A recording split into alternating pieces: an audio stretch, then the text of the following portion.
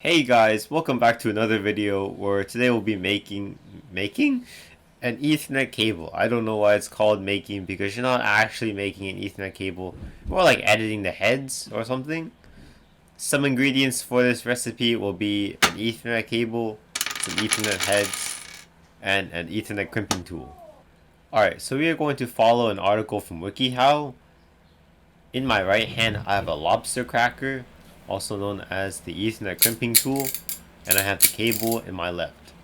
It appears that the lobster cutter has 2 eyes and 2 teeth, which is good for us and not good for Ethernet cable, I guess. So the first step I'm doing is opening up the cables and exposing the underlying colored wire. I made a small incision in the wire and spun it around and pulled off the pieces of the outer cable. After untwisting the cables, the next part was aligning the cable colors into the correct orientation. The WikiHow article is really helpful in showing the order the colors should be in. As you will see, this took about 4 attempts to get right. Some of the issues I ran into, for example, would be like the cables becoming misaligned when I plugged them into the Ethernet head, or maybe the Ethernet colored cables would not be long enough to make a connection, or something as simple as I cut too deep into the outer cables and cut into the underlying colored copper cable. Adjusting the cable order was kind of difficult to do by hand, so I used a pair of tweezers to make small adjustments to the cable. As you can see in the WikiHow picture on the right, the order for this particular cable is white and orange, orange, white and green, blue, white and blue, green, white and brown, and brown. So I was talking to this guy, and he was talking about how back in the day he used to create Ethernet cables. And so in my mind, I'm like, oh, that's kind of cool.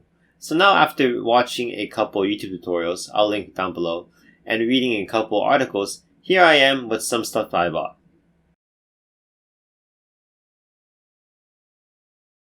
Here you can see me attempting to plug these wires into the cable head.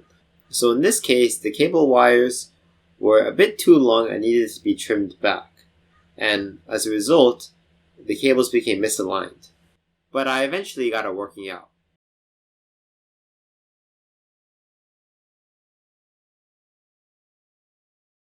After I finally plugged the wires into the head with the correct orientation, I put the head into the crimping tool and pressed down.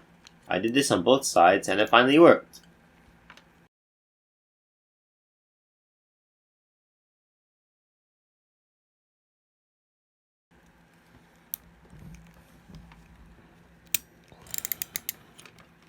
Here's what the cable tester looks like for a regular Amazon Basics cable, and here is what it looks like on my cable. And then I also plugged my computer into our router and tested it out just to make sure that it worked.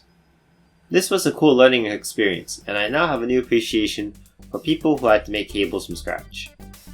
If you like this video, please press the like button, and if you want more content like this, please subscribe. Also, if you want to recreate the project I did in this video, down below I posted an Amazon link so that you can use the same tools that I did.